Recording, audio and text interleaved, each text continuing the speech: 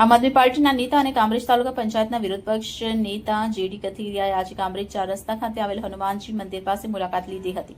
આ સ્થળ મુલાકાત દરમિયાન જેડી કથિરિયાને અસહ્ય ગંદકી અને દુર્ગંધનો સામનો કરવો પડ્યો હતો। આ બાબતે જેડી કથિરિયાએ વાત કરતા જણાવ્યું કે કામરેજ 4 રસ્તા હનુમાનજી મંદિર વિસ્તાર રાજ્યના આરોગ્ય મંત્રી પ્રફુલ પાનસેરિયાના મત વિસ્તારમાં આવે છે, જ્યાં ચારે તરફ ગંદકીનું સામ્રાજ્ય છે। ખુદ આરોગ્ય મંત્રીના વિસ્તારમાં જો આવી ખરાબ દશા હોય તો આખા ગુજરાતની શું હાલત હશે એ સમજી શકાય છે।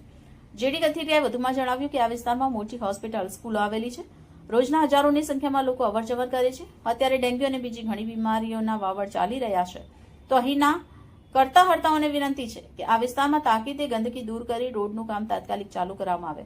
અંતમાં જેડી કથિરિયાએ કહ્યું હતું કે આ બહેરી મૂંગી સરકાર આ બાબતે ક્યારે પગલાં લે છે તે જોવાનું રહેશે।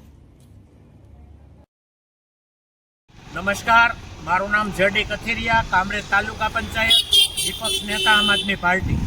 અત્યારે અમે કામરેજ 4 રસ્તા હનુમાનજીના મંદિર પાસે ઊભા છીએ અને આ વિસ્તારની અંદર તમે જોઈ શકો છો ખૂબ મોટા પ્રમાણમાં ગંદકી આ વિસ્તારની અંદર લગભગ 1.5 કિલોમીટર ખોદી અને ગંદકી ભરેલી છે અને આ વિસ્તાર પ્રફુલભાઈ પાનસેરિયા એટલે કે આરોગ્ય મંત્રીનો વિસ્તાર છે।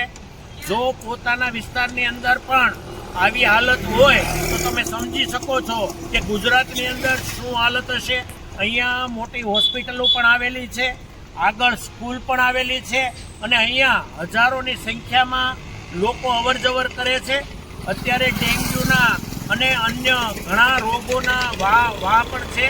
તો મારે તમામ લોકોને વિનંતી છે, જે લોકો અહીંયા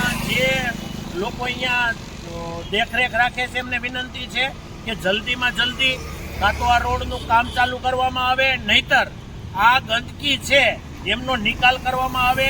આ ગંદકી ઢાંકણા ગટરના ખુલ્લા હોય અને તમામ ગટરનું પાણી આ બહાર નીકળેલું છે, તો આ મૂંગી અને બેરી સરકાર ક્યારે આની ઉપર એક્શન લેશે તે જોવાનું છે। અસ્તુ ભારત માતા કી જય।